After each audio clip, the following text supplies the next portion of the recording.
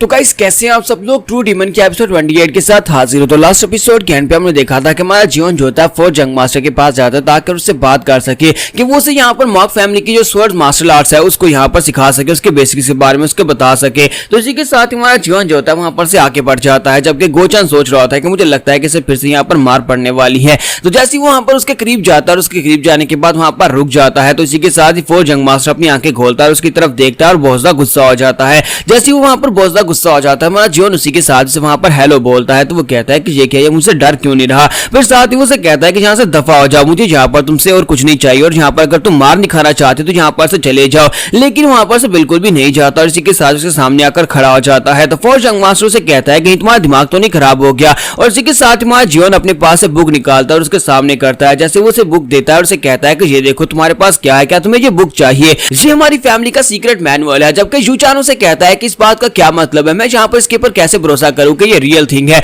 और इसी के साथ ही हमारा जॉन बुक उसकी तरफ फेंक देता है और कहता है खुद ही चेक कर लो। तो इसी के साथ ही यूचान जो होता है वहां पर उस बुक को ओपन करता है और उसको बुक को ओपन करने के बाद उसको पढ़ना स्टार्ट करता है और कहता है कि ये तो वाकई में असली वाली बुक है, लेकिन ऐसा कैसे हो सकता है, तुम्हें यहाँ पर से कहां से मिली होगी। जब वो उसे चेक कर रहा था तो बीच के कुछ पन्ने जो होते हैं वो गायब होते हैं। तो वो कहता है कि ये क्या, बीच के पन्ने कहां पर है, वो कहां पर चले गए। तो वो हमारा जीवन उसे इशारा करते हुए कहता है कि वो सारे मेरे दिमाग के अंदर हैं, वो सब कुछ मैंने याद कर रखा है। तो वो कहता है कमीने कहीं कि तुम यहाँ पर ये बुक मुझे क्यों दे रहे हो, और साथ ही तुम यहाँ पर क्या मेरे साथ कुछ निगोशिएट करने के लिए आए हो। तुम्हारा जीवन उसे कहता है कि क्या तुम्हें लगता है कि ये ज्यादा इंपॉर्टेंट है कि मैं यहाँ पर ये बुक तुम्हें क्यों दे रहा हूँ, या फिर ये ज्यादा इंपॉर्टेंट है कि मैं तुम्हारे साथ कुछ निगोशिएट करने वाला हूँ। फोर्थ जंग मास्टर गुस्से के साथ चिल्लाकर उसे कहता है कि तुम आए यहाँ पर मेरे पास आए ही क्या करने के लिए, मुझे तुम्हारी शक्ल भी नहीं देखनी। तुम यहाँ पर मुझे ये कहने के लिए आए हो कि आपसे मैं यहाँ का मैनर मास्टर हूँ, क्योंकि मेरे पास सीक्रेट मैनुअल्स आ चुके हैं। मैं यहाँ पर अपने सपनों को छोड़ दूं और मैं मैनर मास्टर बनने के बारे में सपना देखना छोड़ दूं, तुम ये कहने के लिए यहाँ पर आए हो। तुम्हारा जीवन उसे कहता है कि नहीं, मैं तुझे सब कुछ कहने के लिए नहीं आया। लेकिन इसी के साथ ही यूचान बुक उसकी तरफ फेंक देता है।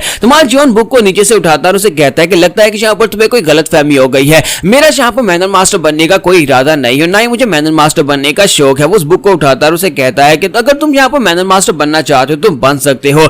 यूचान कहता है कि इस बात का क्या मतलब है, अगर तुम्हें यहाँ पर मैनर मास्टर नहीं बनना तो फिर तुम यहाँ पर किस लिए आए हो। और इसी के साथ ही वो अपना पंच बनाता है और हमारे जीवन को जबरदस्त पंच दे मारता है। जीवन के पास वहां पर उसके पंच को अवॉइड करने का टाइम भी नहीं होता और इसी के साथ ही वो बेचारा वहीं पर ग्राउंड के ऊपर गिर जाता है। उसके गिरने के बाद हमारा जीवन जो होता है उसकी एनर्जी को फील कर रहा था और कहता है कि मैं यहाँ पर रिएक्शन भी नहीं दे पाया। क्या एक पीक राम का मास्टर इतना पावरफुल होता है, इसने मुझे पंच मारा, मेरे पास डॉज करने का वक्त भी नहीं था। अगर मैं यहाँ पर मार्शल आर्ट्स को सीखता और मैं पीक राम में पहुंच जाता तो क्या मैं भी इसकी तरह इतना ज्यादा पावरफुल हो जाऊंगा। और हमारा जीवन वहां पर बहुत ज्यादा खुश हो जाता है, हालांकि उसकी नाक से खून बह रहा होता है, लेकिन वो खुश हो रहा होता है कि उसने यहाँ पर एक पीक राम के मास्टर को देखा और इस तरह वो भी स्ट्रांग हो जाएगा। तुम्हारा जीवन कहता है कि वो बंदा जिसने मेरे ग्रैंडपा को मारा था, वो बंदा जिसके चेहरे के ऊपर स्कार था और उसके पास ब्लैक कलर की स्वर्ड थी, वो बंदा वो तो एक बहुत ज्यादा पावरफुल इंसान था। अगर मैं यहाँ पर पीक राम में पहुंच जाता और यूचान से फाइट करके इसको हरा देता हूं, तभी मैं यहाँ पर अपने आप को एक मार्शल आर्टिस्ट साबित कर पाऊंगा। मैं बहुत सारे ऐसे सोल्जर्स को देख चुका हूं जिसमें गार्ड कैम भी था, गार्ड कैम और कुछ और ऐसे मार्शल आर्टिस्ट जो कि जिनका लेवल जो था वो पीक राम के जैसा बिल्कुल भी नहीं था।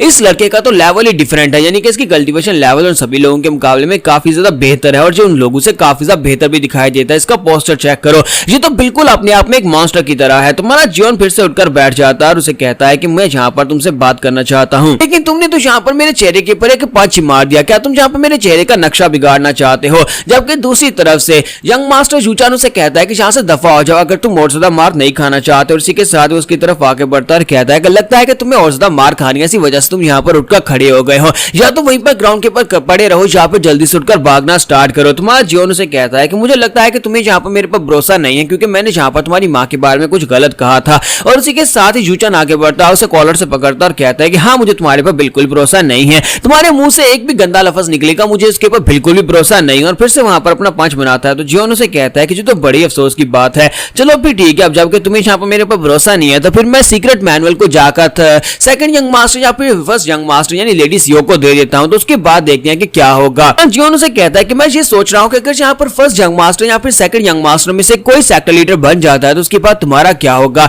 तुम तो एक नाजायज बेटे हो, एक नाजायज बेटे को ये वो लोग यहाँ पर किस तरह से ट्रीट करने वाले हैं। मैं तो फिर यहाँ पर थर्ड यंग मास्टर एक जायज बेटा हूं, तो मेरे साथ तो यहाँ पर इतना बुरा व्यवहार बिल्कुल भी नहीं होगा अगर उन दोनों में से कोई यहाँ पर सेक्टर लीडर बन जाएगा। जरा अपने बारे में सोच कर देखो, क्योंकि अगर तुम यहाँ पर एक सक्सेसर कैंडिडेट हो, तुम्हारे फादर तुमसे बहुत ज्यादा प्यार करते हैं और तुमने सारी जिंदगी मार्शल आर्ट्स को सीखा ताकि तुम यहाँ पर नए मैनर मास्टर बन सको, लेकिन कोई और यहाँ पर मैनर मास्टर बन जाता है और तुम्हें उठाकर फैमिली से बाहर फेंक देता है। तुझे बात सुनने के बाद यूचान उसे कहता है क्या तुम यहाँ पर मुझे धमकी देने की कोशिश कर रहे हो। तुम्हारा जियोन उसे कहता है क्या तुम्हें ये धमकी दिखाई दे रही है। देखकर लगता तो नहीं है कि मैं यहाँ पर तुम्हें कोई धमकी दे रहा हूँ। तो इसी के साथ ही वो उसका कॉलर छोड़ देता है, पीछे हटता और कहता है कि बताओ कि तुम्हें क्या चाहिए और बताओ कि तुम हो कौन। तुम्हारा जियोन कहता है कि इस बात का क्या मतलब है कि मैं कौन हूँ, क्या तुम्हें दिखाई नहीं दे रहा कि मैं कौन, मैं थर्ड यंग मास्टर हूँ। यूचान से कहता है कि नहीं, तुम थर्ड यंग मास्टर बिल्कुल भी नहीं हो सकते, बताओ कि तुम कौन हो। तो इसी के साथ ही हमारा जियोन जो होता है उसे कहता है कि तुम मेरे बारे में जानते ही क्या हो। तो वो कहता है इस बात का क्या मतलब है। तुम्हारा जियोन उसे कहता है कि मैं यहाँ पर तुमसे पूछ रहा हूँ कि मेरे बारे में तुम क्या जानते हो।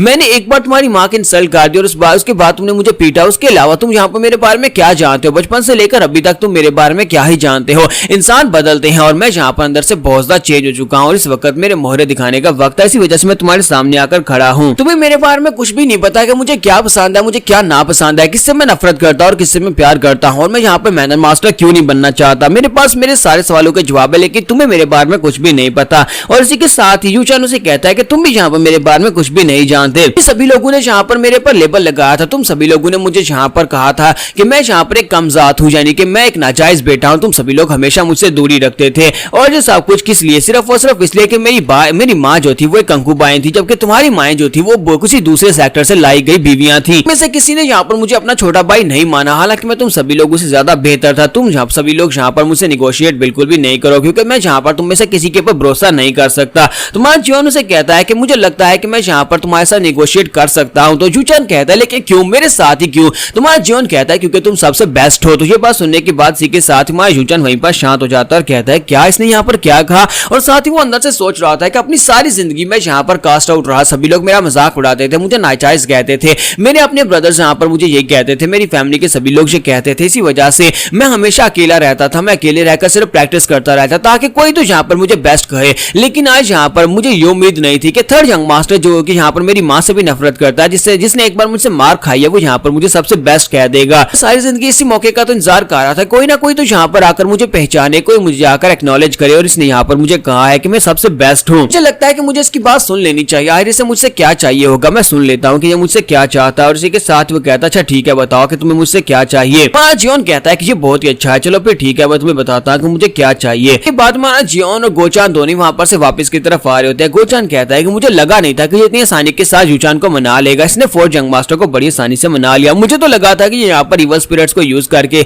उसको बहुत ही बुरी तरह से टॉर्चर करने वाला ताकि वो इसकी बात मान जाए, लेकिन इसने यहाँ पर बड़ी आसानी के साथ मक्खन की तरह उसको मना लिया। इसने यूचान के सामने अपनी रियल आइडेंटिटी को भी शो होने नहीं दिया और उसे ये भी पता नहीं चलने दिया कि ये असली वाला थर्ड यंग मास्टर है ही नहीं। और साथ ही इसने यहाँ पर उसे ये बात भी कहा कि मुझे यहाँ पर बेसिक सिखा दो। तुम्हारे जियोन ने वहां पर उसके सामने ये सारी बात किस तरह से की है हम लोग नेक्स्ट एपिसोड में देखेंगे, क्योंकि हमारे जियोन ने वहां पर डायरेक्टली उससे बात इसलिए नहीं की कि अगर वो डायरेक्टली उसे कहेगा कि मुझे यहाँ पर मार्शल आर्ट्स के बेसिक सिखा दो तो यूचान को उसके ऊपर शक हो सकता है। तो यहाँ पर हम लोग अपने एपिसोड 28 का एंड करेंगे और नेक्स्ट एपिसोड में देखेंगे कि न्यू मून के मरने के बाद अब यहाँ पर बाकी की शामन जो है वो न्यू मून का बदला लेना चाहते हैं और न्यू मून को ढूंढ रहे हैं कि आखिर वो कहां पर चली गई है।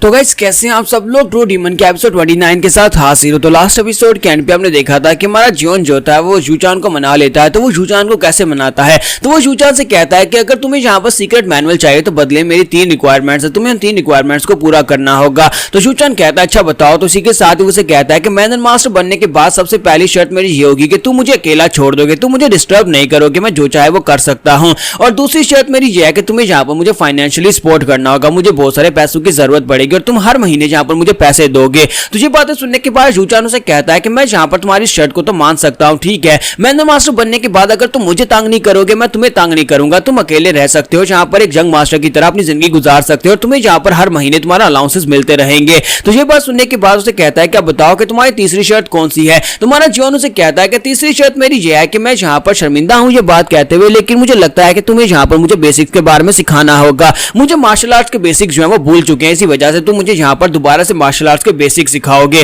तो ये बात सुनने के बाद यूचान हंसना शुरू कर देता और कहता है कि तुम वाकई में यहाँ पर उनको भूल चुके हो, चलो कोई बात नहीं, मैं यहाँ पर तुम्हें ये बेसिक्स भी सिखा दूंगा। तुम्हारे जियोन ने उसके सामने बात इस तरह से की, उसने यहाँ पर उसके जो बहुत ही जरूरी चीज चाहिए थी उसने वहां पर तीसरे पॉइंट के तौर पर वो बात की, जिसकी वजह से यूचान को उसके ऊपर बिल्कुल भी शक नहीं हुआ। उसे लगता है कि शायद इसे पैसों की जरूरत है और ये मेरे मैनर मास्टर बनने के बाद अकेले रहना चाहता है, इसी वजह से इसने पहली 2 शर्तें मुझे बताई हैं और उसने वो दोनों शर्तें मान ली और साथ इस बेसिक को सिखाने के बारे में भी उसने मान लिया, लेकिन असल में हमारे जियोन को तो वहां पर बेसिक्स ही सीखने थे। और लेकिन उसने यहाँ पर उसे इस तरह से दिखाया कि जैसे ये जो बहुत ही उसकी जरूरत नहीं है, लेकिन वो सिर्फ और सिर्फ यहाँ पर दोबारा से उनको रिवाइज करवाना चाहता है। और उसके बाद हमारा जो फोर्थ जंग मास्टर होता है उसे वहां पर बेसिक्स के बारे में सिखाता है, जबकि हमारा जियोन जो होता है उसके पास उस सीक्रेट मैनुअल के अंदर जो पन्ने वेस्ट हो चुके हैं, जो उसने फाड़ दिए थे, उन पन्नों के बारे में उसे वहां पर लिख कर बताता है। उसे सब कुछ बताता है कि यहाँ पर ये सब कुछ था वो जो उसने अपनी मेमोरीज के अंदर स्टोर किया होता है। यहीं पर वापस आते हुए गोचान उसे कहता है कि थर्ड यंग मास्टर, क्या आपको वाकई में लगता है कि ये सेफ रहेगा? आपने उसे वहां पर मार्शल आर्ट्स का सीक्रेट मैनुअल दे दिया, सीक्रेट मैनुअल के अंदर जो कुछ भी था वो सब कुछ आपने उसको दे दिया, लेकिन आप यहाँ पर किसी के ऊपर इतनी आसानी से भरोसा तो नहीं करते।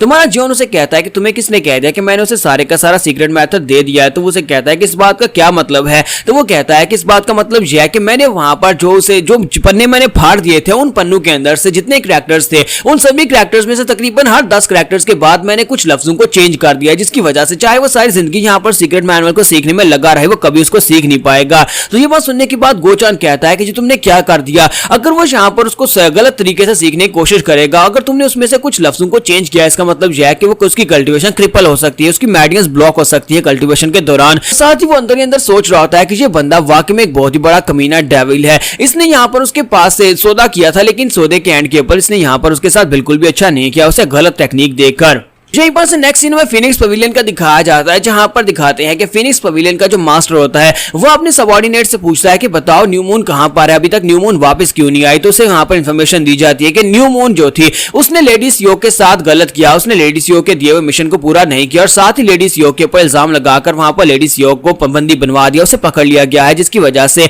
न्यू मून की वजह से हमारे फिनिक्स पवेलियन और लेडी सीओ के दरमियान में जो रिलेशनशिप थे वो खराब हो चुके हैं। और ऊपर से अब यहाँ पर कोई हमारे पर भरोसा भी नहीं करेगा, क्योंकि न्यू मून ने यहाँ पर हमारे साथ गद्दारी की है, उसने दुश्मन के साथ हाथ मिलाकर अब यहाँ पर से भाग चुकी है। तो हर मास्टरों से कहते हैं कि मैं चाहता हूं कि तुम जाओ, जाकर उसे पकड़ कर लाओ। तो इस बंदे का नाम शामन रिफ्लेक्शन होता है। तो वो रिफ्लेक्शन से कहता है कि रिफ्लेक्शन अब ये काम तुम्हारे जिम्मे है, जहां पर से मर्जी जाकर न्यू मून को ढूंढ कर लाओ, उसे मेरे पास लेकर आओ, मैं उससे पूछना चाहता हूं कि आखिर उसने ऐसा क्यों किया होगा। और इसी के साथ रिफ्लेक्शन उसे कहता है कि जी सर, मैं अभी जाता हूं, जाकर उसे ढूंढ कर लाता हूं। और रिफ्लेक्शन वहां पर से निकल पड़ता है ताकि वो जाकर न्यू मून को ढूंढ कर ला सके। यहीं पर से नेक्स्ट सीन जो होता है पहाड़ों का दिखाया जाता है, जहां पर न्यू मून की टोपी वहां पर पड़ी होती है और साथ ही उसके कपड़े और उसके बेल्ट वगैरह वहां पर पड़ा होता है, जिसके ऊपर काफी सारा खून लगा होता है। सिर्फ और सिर्फ वहां पर यही चीजें होती है, जिसके अलावा उसकी बॉडी वहां पर नहीं होती, सिर्फ खून वहां पर ग्राउंड के ऊपर बिखरा पड़ा होता है। तो शामन रिफ्लेक्शन जैसे ही वहां पर पहुंचता है तो ये देखने के बाद बहुत सा हैरान होता है और कहता है कि यहाँ पर ये सब कुछ किसने किया होगा? आए न्यू मून के साथ ये सब कुछ कौन कैसे कर सकता है? क्योंकि न्यू मून हमारी जो टॉप 3 की शामन्स में से एक थी, उसके पास अपने एक बीस्ट भी था, यानी चैमे मोरियो था, लेकिन इसके बावजूद कोई उसके साथ ये सब कुछ कैसे कर सकता है? वो अपने पास एक तलिस्मान को बर्न करता है और कहता है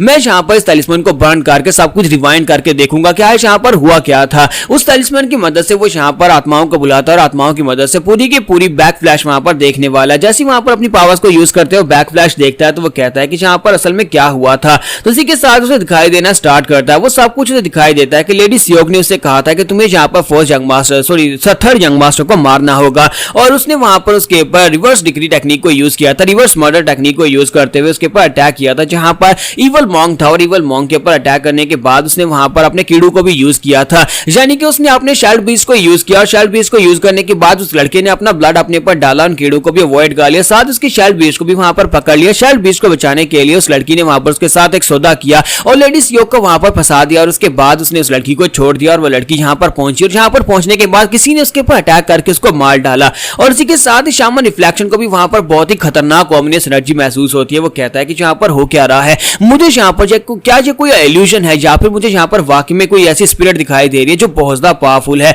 तो वहां पर वो भी बेचारा बहुत ज्यादा घबरा जाता है। जैसे वहां पर वो अपने ब्लैक फ्लैश से बाहर निकलता है तो वो कहता है कि ये कोई आर्म्स स्पिरिट नहीं थी, ये कोई येलो स्पिरिट नहीं थी, ये कोई ग्रीन स्पिरिट नहीं थी, बल्कि ये एक ब्लू स्पिरिट थी। और इसी के साथ ही वो कहता है कि मुझे हाल मास्टर को जाकर बताना होगा, हम सभी शामन्स को यहाँ पर पूरी तैयारी करनी होगी क्योंकि एक ब्लू स्पिरिट यहाँ पर अपीयर हुई और ब्लू स्पिरिट से निमटना हम सभी लोगों के लिए आसान नहीं होने वाला। यहीं पर से नेक्स्ट सीन हमारे जियोन का दिखाया जाता है कि हमारा जियोन फोर्थ जंग मास्टर जूचान के पास से वहां पर बेसिक सीखने के बाद आता है। तो अब यहाँ पर सीक्रेट मैनुअल के अंदर जो स्पेशल टेक्निक्स होती है वो उनको परफॉर्म कर सकता है। वो बड़ी आसानी के साथ उन सभी को कोऑर्डिनेट कर रहा होता है और उन सभी मूव्स को वहां पर परफॉर्म कर रहा होता है। तो हमारे जियोन के लिए अब ये काफी ज्यादा आसान हो गया था, बड़ी आसानी के साथ वो उसकी प्रैक्टिस कर सकता है। तो ये देखने के बाद वहां पर साइड के ऊपर खड़ी ब्लू स्पिरिट ये सब कुछ देख रही होती है और एंजॉय कर रही होती है और कहती है ये लड़का बहुत अच्छे से यहाँ पर प्रैक्टिस कर रहा है, ये हाई लेवल की मार्शल आर्ट्स की टेक्निक को सिर्फ और सिर्फ देखकर ही कॉपी कर रहा है और बड़ी अच्छे से इसको प्रैक्टिस कर रहा है। मुझे लगता है कि ये लड़का जो है इसके बारे में ये कहना गलत नहीं होगा कि ये एक बहुत ही बड़ा जीनियस और टैलेंटेड लड़का है। इस लड़के ने तो यहाँ पर अभी तक एक छोटी सी मिस्टेक भी नहीं की। जिस तरह से यहाँ पर उसने देखा बुक के अंदर, उसी तरह से इसको सेम टू सेम कॉपी कर रहा है।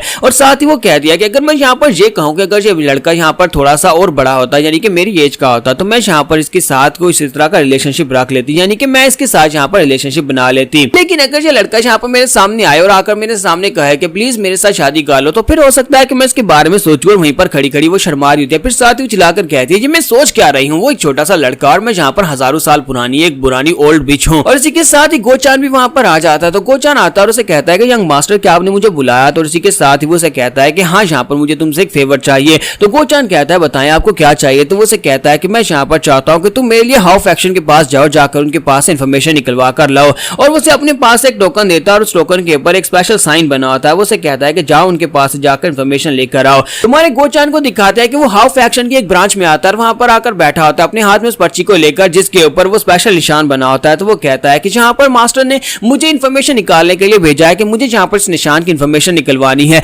लेकिन क्या पता यहाँ पर ये इन्फॉर्मेशन दे भी पाते हैं या नहीं, क्योंकि हाउ फैक्शन की ये वाली ब्रांच एक बहुत ही छोटी सी ब्रांच है। लोग इतने ज्यादा स्किल्ड भी नहीं है, लेकिन क्योंकि ये हाउ फैक्शन की मेन ब्रांच के साथ जुड़े हुए हैं तो हो सकता है कि ये लोग इन्फॉर्मेशन निकाल कर दे सके। फिर साथ ही वो सोच रहा था कि मैं यहाँ पर ये क्या सोच रहा हूँ, मैं यहाँ पर ये किस तरह से सोच रहा हूँ, क्या मैं यहाँ पर थर्ड यंग मास्टर का कुत्ता बन गया? बिल्कुल उसी की तरह सोच रहा हूँ जैसे यहाँ पर एक पालतू कुत्ता सोचता है। ऐसा पहले बिल्कुल भी नहीं था। कहीं ऐसा तो नहीं है कि मैं यहाँ पर बदल गया हूँ या फिर मैंने वाकई में थर्ड यंग मास्टर को अपना मास्टर मान लिया है। यहाँ पर हम लोग अपनी एपिसोड 29 का एंड करेंगे और नेक्स्ट एपिसोड में देखेंगे कि इस निशान के बारे में गोचान को क्या इन्फॉर्मेशन मिल पाएगी और ये निशान किस बारे में है। तो एपिसोड की एक्सप्लेनेशन अच्छी लगी हो तो वीडियो को लाइक करना मत भूलिएगा। Thank you. तो गाइस कैसे हैं आप सब लोग? ट्रू डीमन के एपिसोड 30 के साथ हाजिर हो। तो लास्ट एपिसोड के एंड पे हमने देखा था हमारा जीवन जोता पेपर के ऊपर एक निशान बनाकर गोचान को भेजता है कि वो हाउ फैक्शन के लोगों के पास जाकर इन्फॉर्मेशन निकलवा कर लाए। तो वो हाउ फैक्शन के अड्डे के ऊपर पहुंच जाता है, वहां पर बैठकर सोच रहा होता है कि मैं यहाँ पर यंग मास्टर जीवन का कहीं पालतू कुत्ता तो नहीं बन गया, मैं यहाँ पर इतना लॉयल कैसे हो गया, मैं उसकी सारी बातें मानता हूँ और साथ ही मुझे उसकी फिक्र भी होती रहती है, लेकिन ऐसा कैसे हो सकता है? फिर साथ ही वो सोच रहा था कि मेरी सारी जिंदगी में यहाँ पर बिल्कुल बेकार इंसान था, मुझे लगता है कि सिर्फ और सिर्फ इसी वजह से मैं ये सब कुछ कर रहा हूं। तो वो कहता है मेरी जिंदगी में कभी मेरा कोई मकसद था ही नहीं, मेरे बचपन में मेरे पेरेंट्स ने मुझे बेच दिया था क्योंकि मेरे पेरेंट्स मुझे पाल नहीं सकते थे, इसी वजह से मुझे एक असैसिन ग्रुप को भेज दिया गया और वहां पर मुझे असैसिन बनने के लिए ट्रेनिंग दी गई। लेकिन वहां पर पता चला कि मेरे पास टैलेंट्स नहीं है। जब मेरे पास वहां पर टैलेंट्स नहीं थे तो मुझे वहां पर से भी निकाल दिया गया। लेकिन सेम टाइम के ऊपर गार्ड कैंप जो थे वो रिटायर हो रहे थे और उनके रिटायर होने के साथ उन्हें यहाँ पर एक नौकर की जरूरत थी, इसी वजह से मुझे अपने साथ अपना सर्वेंट बनाकर ले आए। मुझे पता था कि वो कभी भी यहाँ पर मुझे अपने डिसाइपल की तरह ट्रीट नहीं करने वाले, जहाँ पर किसी एक अच्छे मालिक की तरह ट्रीट नहीं करने वाले, क्योंकि मुझे यूज करना चाहता था। इसी वजह से मुझे यहाँ पर उसके मरने का बिल्कुल भी अफसोस नहीं हुआ। लेकिन उसके बाद से यहाँ पर थर्ड यंग मास्टर के साथ मैं हूँ। मुझे ये भी पता है कि वो भी कोई अच्छा इंसान नहीं है, लेकिन पता नहीं क्यों मुझे ऐसा लगता है जैसे अगर मैं उसके साथ वफादार रहूंगा तो मुझे यहाँ पर कुछ अचीव हो सकता है। मेरी जिंदगी तो इसी तरह यहाँ पर खत्म हो जाएगी, मैं यहाँ पर एक मास्टर को सर्व करते करते इसी तरह मर जाऊंगा। मुझे बस एक ही बात का डर लगता है कि कोई यहाँ पर मुझे बेकार समझकर छोड़ ना दे, कम से कम कोई मुझे यहाँ पर इस्तेमाल करता रहे, मुझे इसी बात की खुशी है। और इसी के साथ ही वहीं पर बैठा बैठा सोच रहा होता है, साथ ही सोचते सोचते घबरा जाता है और कहता है कि वो डिमोनिक कल्टीवेटर जो है, यानी कि स्पेशली जियोन जो है, वो किसी वक्त खुद ही यहाँ पर मुझे मार डाले तो ये मेरे लिए ज्यादा बुरा रहेगा। इसी के साथ ही दिखाते हैं कि हाउ फैक्शन का मास्टर जो होता है वहां पर से निकल कर आ रहा था, वो अपने साथ एक लड़की भी लेकर आता है और उसने वहां पर काफी ज्यादा पी रखी होती है। वहां पर आने के बाद से कहता है कि कस्टमर प्लीज माफ करना कि मैंने जहां पर तुम्हें वेट करवा दिया। तो इसी के साथ ही हमारे पास गोचार वहां पर सोच रहा था कि इस बेकार आदमी को देखो, ये मुझे क्या इन्फॉर्मेशन देगा, दिन दहाड़े यहाँ पर पीकर टल्ली हो चुका है और एक लड़की के साथ मजे कर रहा है। और इसी के साथ वो लड़की को लेकर वहां पर बैठ जाता है। जैसे वहां पर बैठ जाता है उसे कहता है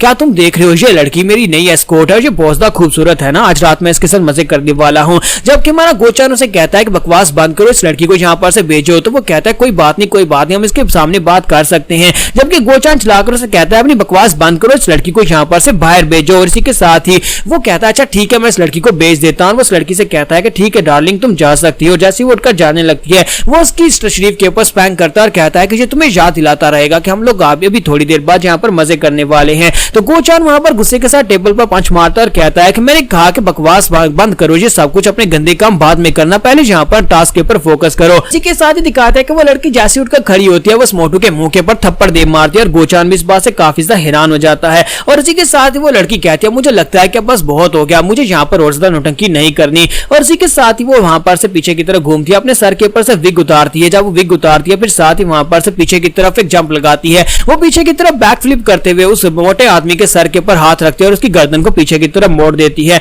वो उस मोटू को वहीं पर मार डालती है। उसके मरने के बाद पीछे की तरफ जंप करती है। फिर साथ ही दिखाते हैं गोचान अपनी तलवार निकालता और कहता है कौन हो तुम और यहाँ पर क्या कर रही हो।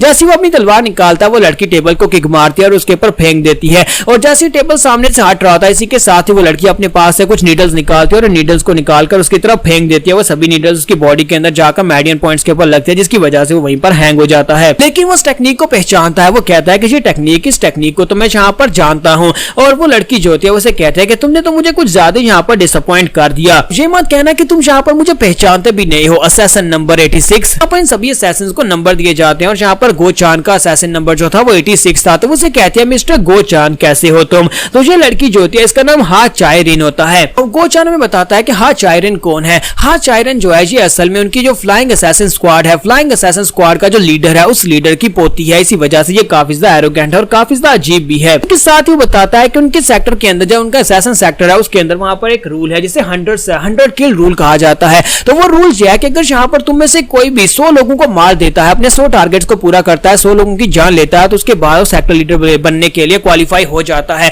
और उसके बाद उसे यहाँ पर अपने आप को साबित करना होता है दूसरे क्वालिफायर्स को हराकर। और अगर वो ऐसा कर देता है तो वो सेक्टर लीडर बनने के लिए बिल्कुल परफेक्ट है, वो सेक्टर लीडर बन सकता है। लेकिन किसी को यहाँ पर इस बात के ऊपर क्या भरोसा कि ये लड़की यहाँ पर 100 लोगों को मार सकती है। ये फूल जैसी लड़की यहाँ पर 100 लोगों को मार चुकी होगी तब जाकर यहाँ पर सेक्टर लीडर बनी होगी। सेक्टर लीडर बनने के बाद इन लोगों को यहाँ पर एक स्पेशल पॉइजन टेक्निक दी जाती है जिसकी मदद से दूसरे लोगों के पॉइजन को भी रिलीज कर सकते हैं, दूसरे लोगों को पैरालाइज भी कर सकते हैं। और इसी के साथ ही वो लड़की जो होती है चायरिन, वो उसकी बॉडी के अंदर से नीडल्स को निकालती है और कहती है कि मैं यहाँ पर तुम्हारी पैरालिसिस को हटाती हूँ और उसके बाद हम लोग बात करेंगे। गोचान वहां पर सोच रहा था कि पता नहीं इसके दादा ने क्या सोचकर इसको यहाँ पर सेक्टर लीडर बना दिया होगा, क्योंकि ये लड़की तो बचपन में बहुत ज्यादा जालिम और बहुत ज्यादा एटीट्यूड वाली थी। तो यहाँ पर एक बचपन का सीन दिखाता है कि वो उसके ऊपर बैठी होती है और स्टिक के साथ से बहुत ही बुरी तरह से पीट रही होती है। और हमारा गोचान जो होता है बचपन से इस लड़की को बिल्कुल ही पसंद नहीं करता। और इसी के साथ ही दिखाते हैं कि वो लड़की जो होती है वहां पर उसके सामने खड़ी होती है और वो कहता है कि पहले ये कितनी छोटी थी और अब यहाँ पर इसके कितने बड़े हो गए हैं। साथ ही वहां पर उसकी तरफ देखकर शर्मा रहा होता है, जबकि इसी के साथ ही उसके माथे के ऊपर लगी हुई नीडल को निकालती है और कहती है कि लो मैंने यहाँ पर तुम्हें बिल्कुल पहले जैसा कर दिया, अब तुम पैरालाइज नहीं हो। गोचान उसे कहता है कि मिस तुम्हारा बहुत बहुत शुक्रिया, जबकि वो उसे कहती है कि मैं सेक्टर लीडर हूँ, तुम्हें यहाँ पर मुझे सेक्टर लीडर कहना चाहिए। और इसी के साथ ही उसे कहती है कि जबकि मैं सेक्टर लीडर हूँ तो क्या तुम यहाँ पर मेरी रिस्पेक्ट नहीं करोगे। तो उसे कहती है क्या तुम यहाँ पर इसी तरह से अपने सेक्टर लीडर की रिस्पेक्ट करने वाले हो, क्या तुम मेरे सामने झुककर मेरी तारीफ नहीं करोगे। और इसी के साथ ही गोचान वहीं पर उसके सामने बैठ जाता है और कहता है हाँ क्यों नहीं सेक्टर लीडर, मैं यहाँ पर आपकी रिस्पेक्ट जरूर करूंगा। तो इसी के साथ ही मिस चायरिन उसे कहती है कि ये तो बहुत ही अच्छी बात है कि मुझे यहाँ पर तुम मिल गए, मैं तो यहाँ पर इंतजार कर रही थी फर्स्ट जंग मास्टर का। तो गोचान उसे कहता है कि इस बात का क्या मतलब है। तो वो कहती है कि मैं यहाँ पर एक वैसा लड़की बनकर आई थी ताकि मैं यहाँ पर फर्स्ट सन के साथ उनकी मॉक फैमिली में घुस सकूं। मैंने सुना है कि इस फैमिली का फर्स्ट जंग मास्टर जो है वो काफी ठरकी इंसान है और मुझे अपने साथ वहां पर ले जाता, लेकिन अब जबकि तुम यहाँ पर तो तुम मुझे बड़ी आसानी से वहां पर अंदर लेकर जा सकते हो। तो वो कहता है हाँ क्यों नहीं, लेकिन आप वहां पर अंदर जाना क्यों चाहती है। तो वो उसे कहती है अब ये मत कहना कि तुमने यहाँ पर सेशन नंबर 29 के बारे में नहीं सुना कि वो यहाँ पर किस तरह से मारा गया। तो ये बात सुनने के बाद गोचान वहीं पर खामोश हो जाता है, क्योंकि यहाँ पर गार्ड कैंप की बात हो रही होती है, क्योंकि गार्ड कैंप यहाँ पर मर चुका है। और इसी के साथ ही सेकंड यंग मास्टर ने उन लोगों को बताया था कि वो अपने मिशन में फेल हो गया था। तो वो उसे कहती है कि अब जबकि गार्ड कैंप यहाँ पर अपने असैसिनेशन मिशन में फेल हो गया था और तुम्हें अच्छी तरह से पता है कि हमारे सेक्टर का रूल क्या है, चाहे कुछ भी हो जाए हमें यहाँ पर अपने असैसिनेशन मिशन को पूरा करना होता है, चाहे उसमें हमारा एक असैसिन मार क्यों ना जाए तब दूसरा असैसिन उसकी जॉब को पूरा करेगा। इसी वजह से मैं यहाँ पर हूँ। तो वो उसे कहती है कि मैं पर्सनली यहाँ पर इस टास्क को पूरा करने के लिए आई हूँ, मैं यहाँ पर थर्ड यंग मास्टर मॉक ग्योंगवून को मारने के लिए आई हूँ। नेक्स्ट सीन जोन का दिखाया जाता है कि जोन ने जब से यहाँ पर मार्शल आर्ट्स की ट्रेनिंग स्टार्ट किया वो हर वक्त मार्शल आर्ट्स की ट्रेनिंग ही करता रहता है। ब्लू स्पिरिट साइड के ऊपर खड़ी है, सब कुछ देख रही होती है और साथ ही गुस्से के साथ चिल्लाकर उसे कहती है कि अब तुम यहाँ पर कब तक ट्रेनिंग ही करते रहोगे, मुझे भूख लगी है, चलो चल के कुछ खाते हैं। तो वो उसे कहता है अच्छा ठीक है हम लोग चलकर कुछ खाते हैं। और उसके बाद डिनर टाइम हो जाता है तो वो वहां पर से एक नौकरानी की बॉडी को पोजेस करती है, फिर साथ ही वहां पर खाना खाना स्टार्ट करती है। तो वो उसकी बॉडी को पोजेस करके वहां पर खाना खा रही थी, जबकि हमारा जॉन उसके सामने बैठकर वहां पर एक बुक पढ़ रहा होता है। हमारा जॉन उसे कहता है कि लगता है कि तुम्हें खाने का काफी ज्यादा शौक है। तो वो कहती है हाँ मुझे खाना बहुत ज्यादा पसंद है, तो हमारी जिंदगी में एक ही तो ज्यादा मजे की चीज होती है कि हम लोग यहाँ पर टेस्टी खाने खा सकते हैं। तो हमारा जॉन सोच रहा था कि मैंने यहाँ पर इसे नौकरानी की बॉडी को पोजेस करने दिया ताकि यहाँ पर ये खाना खा सके, और कब से पिछले 3 दिन से यहाँ पर बार बार इस लड़की की यानी इस नौकरानी की बॉडी के ऊपर कब्जा कर लेती है और यहाँ पर खाना खाना शुरू कर देती है। और इसी के साथ उस बेचारी की बॉडी के ऊपर साइड इफेक्ट्स आना शुरू हो जाते हैं। तो वो कहती है कि ये क्या, मुझे लगता है कि ये बेकार लड़की ये बहुत ज्यादा कमजोर है, ये मेरी स्पिरिट की पावर पावर को यहाँ पर अपनी बॉडी के अंदर कंटेन नहीं रख पा रही। अगर मैं यहाँ पर इसकी बॉडी के अंदर और ज्यादा रही तो इसकी बॉडी यहाँ पर रॉट हो जाएगी और ये लड़की मर जाएगी। और ब्लू स्पिरिट जो होती है उसकी बॉडी के अंदर से बाहर निकल आती है और कहती है कि लगता है कि मुझे यहाँ पर अगर किसी की बॉडी को पोजेस करना है तो मुझे यहाँ पर किसी हाई लेवल के बंदे की बॉडी की जरूरत पड़ेगी। यहाँ पर हम लोग अपने एपिसोड 30 का एंड करेंगे और नेक्स्ट एपिसोड में देखेंगे अब जबकि यहाँ पर चायरिन पहुंच जाएगी तो चायरिन यहाँ पर आने के बाद कैसे थर्ड यंग मास्टर को मारेगी या फिर थर्ड यंग मास्टर चायरिन को मार डालेगा, ये हम लोग नेक्स्ट एपिसोड में देखेंगे।